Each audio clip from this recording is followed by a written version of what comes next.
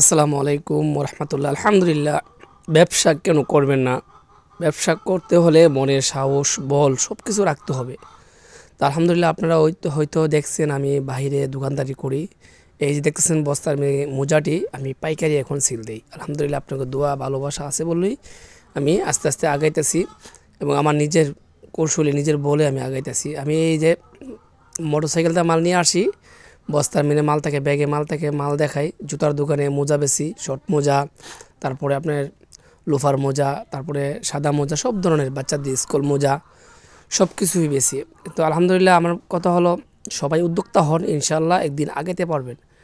আর আমার যে কসবা ফুডে যে দোকানটা ছিল আলহামদুলিল্লাহ ব্রাহ্মণবাড়িয়া জেলার ভিতরে, ওই দোকানটাও টুকটাক চলতেছে আলহামদুলিল্লাহ।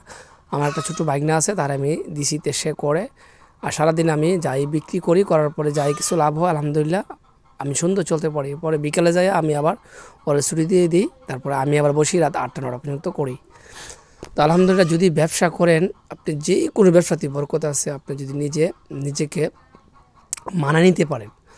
আর হয়তো আপনারা ভাবতেছেন ভাই ভিডিও ঠিকমতো দেয় না, এটা সেটা। আমি ভাই সময় পাই না ভিডিও করার জন্য এবং দেওয়ার জন্য।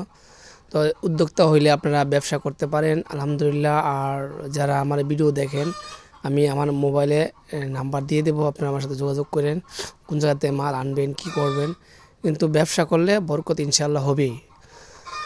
তো ঘাবড়াবেন না, অল্প টাকা, প্রথম 10 থেকে 20,000 টাকাতে আপনার ব্যবসা চালু করুন।